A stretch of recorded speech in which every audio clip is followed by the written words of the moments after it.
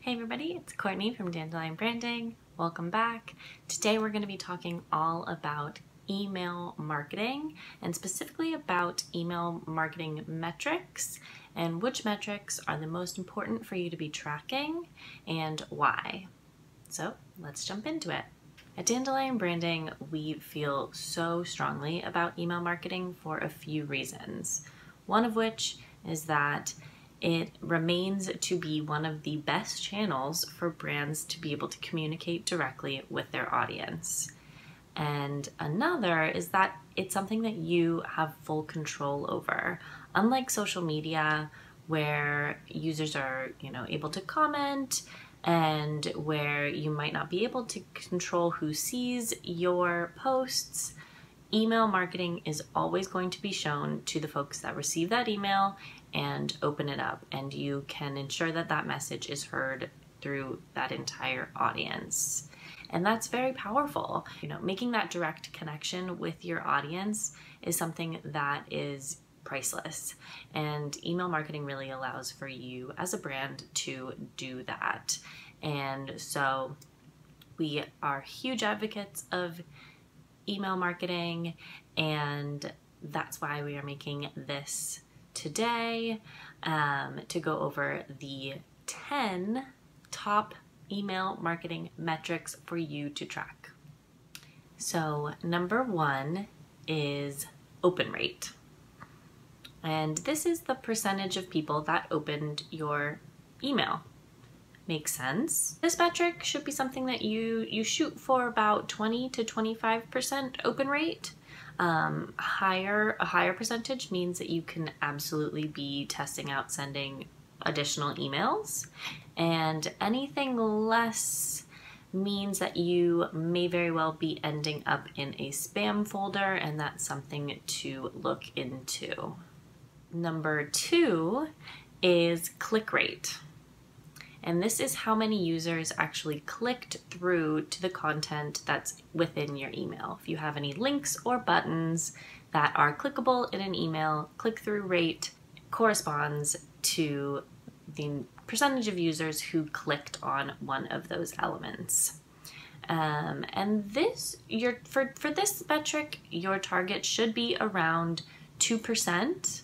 If your click rate is around 5%, that is incredible, and that means that that particular piece of content is something that your audience is absolutely interested in, and you should definitely make note of that and see if you can continue to produce content that is similar.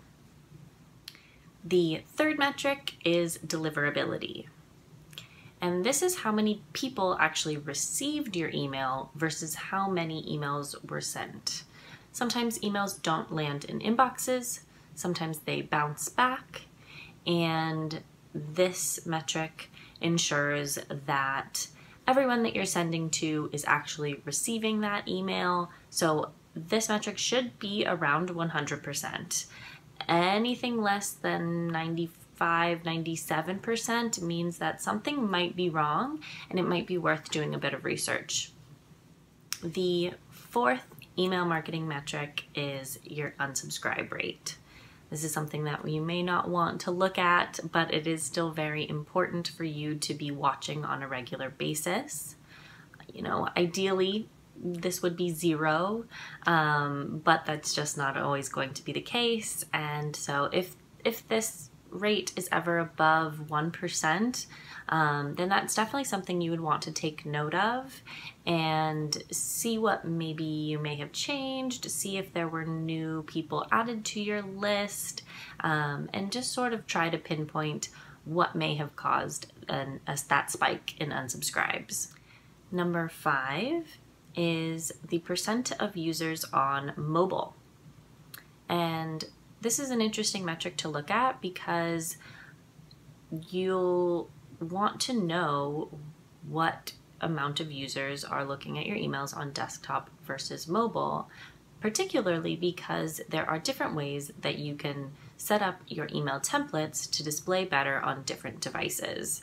So if you know this information, you'll know which devices you need to optimize your templates for. The next metric, number 6, is revenue. Now, this is particular to folks that are selling a product or service via email. And with regular email marketing, you should be seeing about 25 to 40% of your business's revenue coming through your email initiatives. And depending on how heavily you are marketing your product via email, this will absolutely range. But if you are dedicated to a regular email initiative and you are continuously looking at your email data and honing in on that information, 25 to 40% of your business's revenue can absolutely come through email. Number 7. This metric is the subject line. And this is actually a really interesting one because it's not a number, but you can still see what types of subject lines may do better by looking at corresponding open rates, click-through rates, and revenue data. You can see which subject lines worked better than others, and you can make proper adjustments for the future.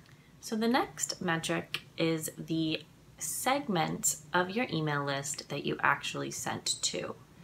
So this is where some strategy comes into play.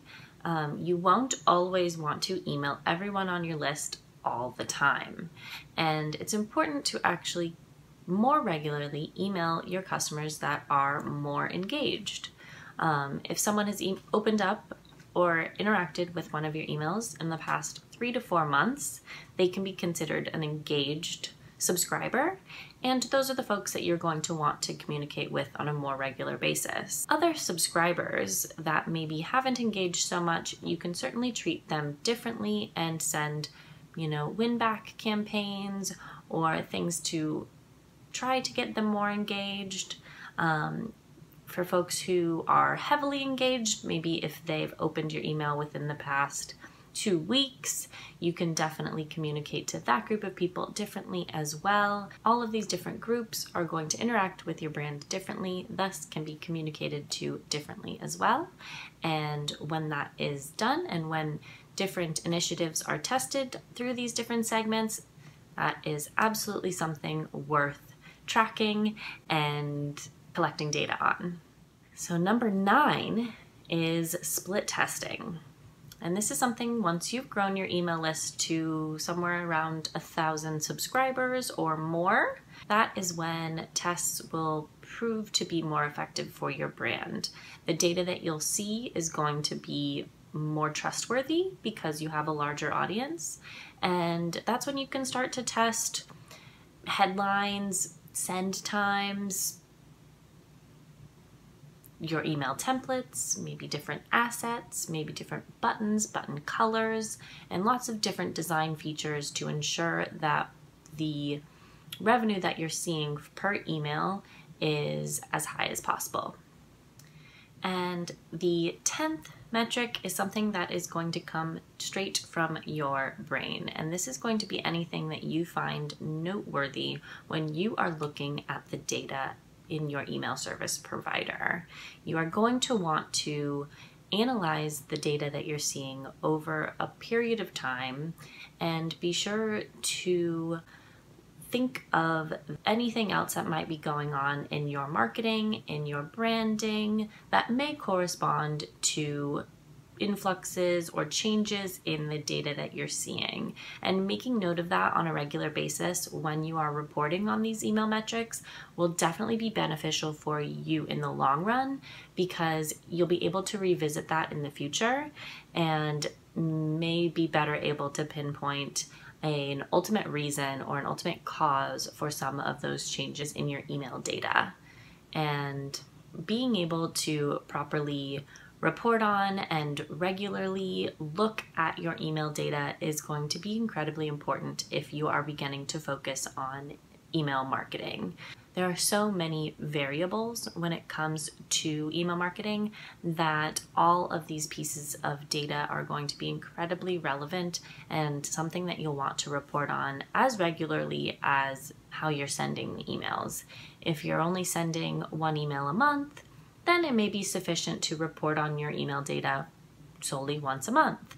If you are sending weekly, then you may want to collect data every week or 2 weeks, depending on the nature of your business. And these are what we know to be the top 10 email marketing metrics for your brand to be reporting on. So let us know if you agree. Are there any other metrics that you might be collecting and analyzing for your brand? If so, definitely let us know. We would love to know how other people are organizing this information. And we hope this was helpful. If you liked this video, definitely give us a like or a subscribe down below. We'd appreciate it. And we will talk to you next week. Thanks for watching.